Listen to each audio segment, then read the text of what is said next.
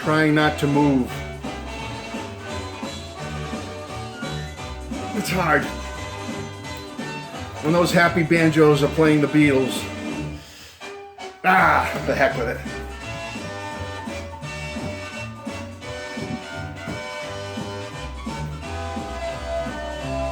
How can you not move? How can you not smile? How can you not sing or dance or jump around like a fool when the happy banjos are playing the Beatles? Oh, I love it. Folks, I've been addicted to this thing for like a week now. I can't play anything else. It's like all I'm playing is happy banjos, tubas, trumpets, saxophones, and harmonicas playing the Beatles. They got every instrument in this album. Yes, it's the happy banjos, but it's happy everything. Everything's happy about this album. Okay. I will turn it down. I'm sorry. Forgive me. Let's get to the point of this video, shall we? I am here to mark a special date, September 12th. In Beatles history. And you might be saying, Matt, what's so significant about September 12th? Well, specifically, September 12th, 1964 is a day that will live in the hearts and minds of Beatle fans in the greater Boston, New England area forever. Because that date, September 12th, 1964, was the date that the Beatles played in Boston for the first time. They only played twice in my area. September 12, 64, and August 18th of 1966 in East Boston at the Suffolk Downs racetrack on their final tour.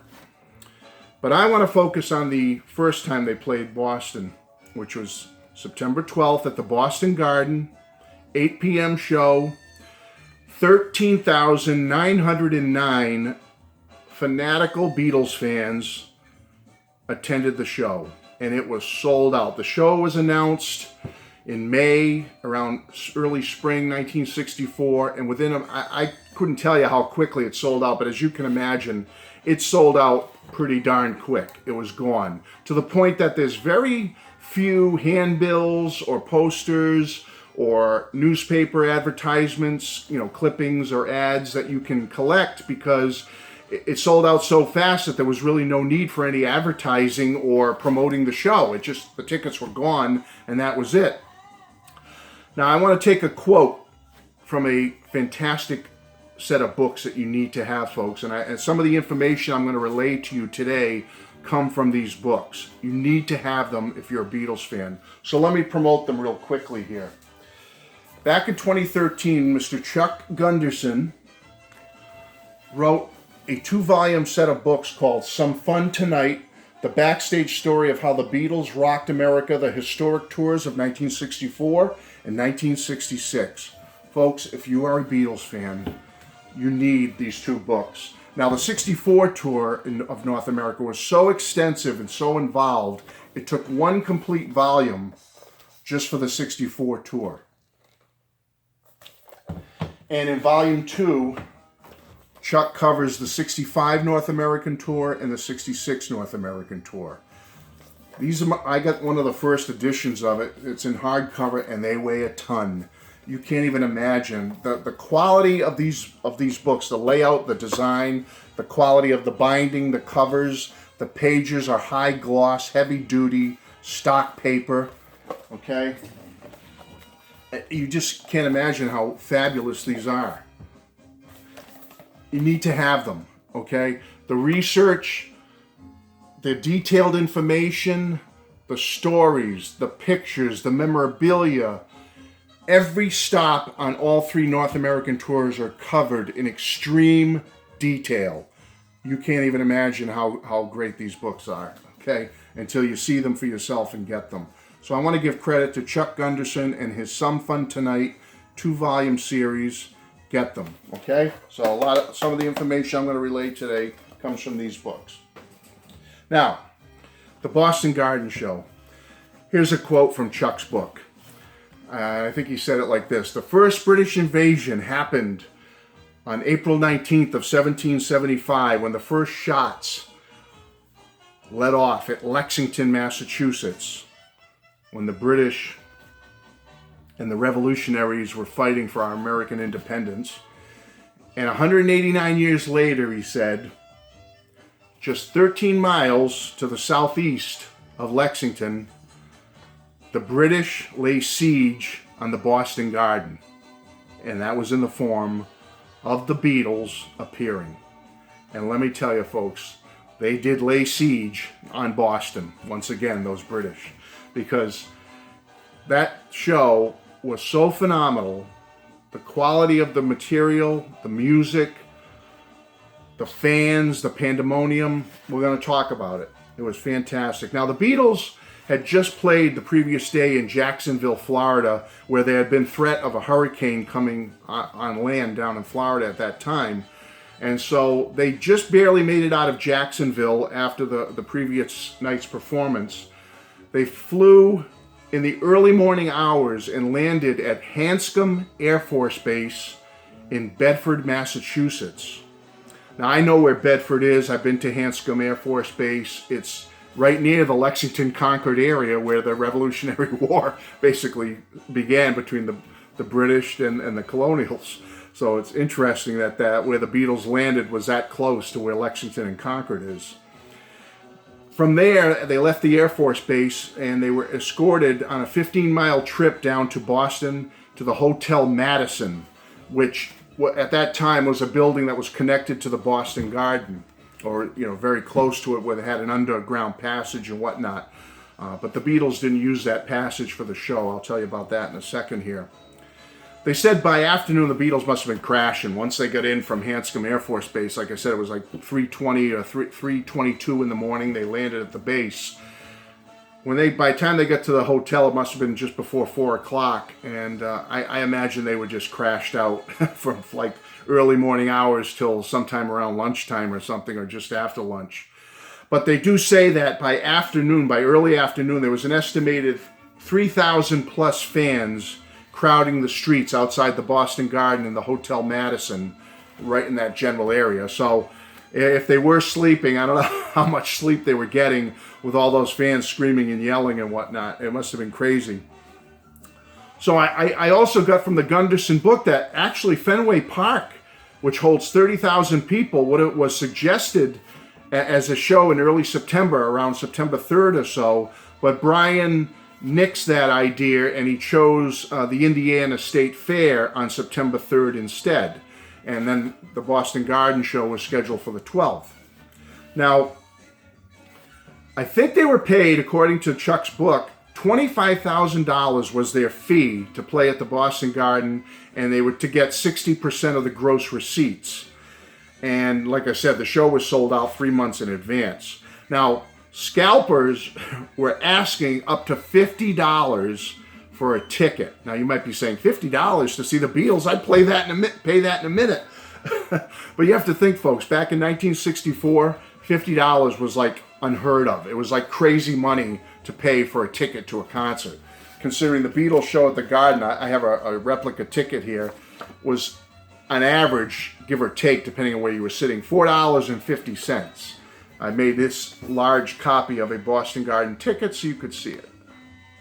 And as you can see, $4.50 to see the Beatles at the Garden.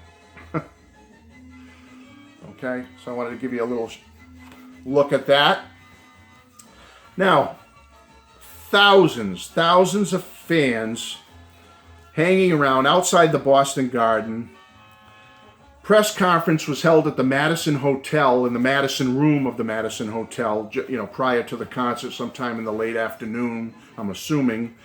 And what happened was, to get to the show, the Beatles were transported by a limousine from the Hotel Madison over to the Boston Garden. And the funny part about the transport of the Beatles in this limousine was that they were actually already dressed up in their stage suits. They didn't change in the backstage area at the Boston Garden. They changed into their stage outfits at the Hotel Madison, got in a limousine with their instruments, and drove over the short distance to the Boston Garden for the show. And Chuck's book, Some Fun Tonight, has a large-size picture, but I'll show you a smaller picture of that. Here are the Beatles actually in the limousine with their instruments, a very rare photo of them holding their instruments in a limo, looking very dour, I might add, or tired or whatever. And they're heading over to the Boston Garden. This is an actual picture of them leaving the Hotel Madison, heading to the garden. I hope you can see it okay. Okay? You can freeze that if you want to look, but as you can see, they're holding their guitars, and they're looking kind of glum, but the performance wasn't glum, let me tell you that. It was a fantastic show. So they get over to the Boston Garden, and the performance from all accounts was excellent. The Beatles were in top form. Their playing was outstanding. Their singing was outstanding. There was the usual Beatlemania scene, screaming, fainting, swooning. It just flashbulbs going off in every direction. It was just crazy pandemonium. But by all accounts, the Beatles' performance was top-notch. It was excellent.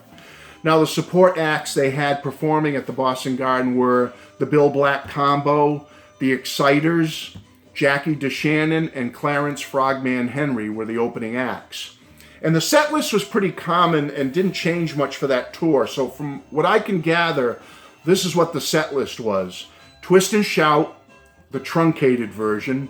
You Can't Do That, All My Loving, She Loves You, Things We Said Today, Roll Over Beethoven, Can't Buy Me Love, If I Fell, I Want to Hold Your Hand, Boys, A Hard Day's Night, and Long Tall Sally. And here's what the tour program looked like for that tour. This was the 64 tour program. All right. Give you a quick gander at that. Funny how these images here are the same little cardboard guys I have in the back there. Not a lot of prose or writing in this tour book from the 64 tour, but I'm sure the fans at the Boston Garden that night got a real big kick out of seeing all these great pictures of their heroes. Really nice book. A lot of nice photos in there. Again, 64 tour book. And I want to just show it to you as quickly as I can, because you can pretend like you're sitting in the Boston Garden on September 12th, 1964, and the Beatles are getting ready to come on stage. Screaming, yelling, craziness is happening all around you, and you're flipping through your Beatles tour book like we are right now. And these are the images you would have seen. And I love it. Okay? 64 Beatles tour book. And maybe you had some buttons like this. These are repros, but you know, maybe you got your Beatle buttons at the Beatle button display, and you're proudly wearing your Beatle buttons. And that tour was interesting because I don't know if there's any actual recording of the Boston Garden show. There may be a bootleg or something. If anyone knows how I can get a copy of that, I'd love to have a copy of it. But over the years, I've bought several bootlegs. This is one of the first bootlegs, I ever bought. It covers the show from Hollywood Bowl 64. This is a 1970s bootleg where they just put a mimeograph paper inside. And the setlist, Beatles in Any Town, USA, 1964 tour. Again, paper, old, set list is the same. In 1977, we got Beatles at the Hollywood Bowl, which had some of the 64 tour. And then later, it was all remastered, as we know, and came out as live at the Hollywood Bowl, accompanying the film, Ron Howard film, 8 Days a Week. And we got some more. We got some bonus tracks from the 64 tour. And you get some of the music all redone, remixed, and remastered. So that's it, folks. It was a great show, and the Beatles went on from there and finished out the tour on September 18th, I believe. And they didn't come back to the Boston area for 2 years. But I want to tell you a quick story. I had a coworker once. I can't confirm all this. His father was a Boston police officer, and he was doing security near the backstage area of the Garden during the show. And he told me at the end of the show, when Ringo was running down the stairs, his father asked Ringo for his drumsticks. Now, I have no direct proof that these were the actual drumsticks, but when I worked with this gentleman, he actually brought them into work for me one day and let me hold and see these drumsticks. They looked pretty worn and old, like vintage, and I certainly have no proof, and he really even didn't have proof. He said, I have no proof that Ringo, there's no picture of Ringo handing these to my father. All I could tell you was a Boston cop. He was working in the backstage area, and Ringo handed him the drumsticks when he left the stage at the Garden.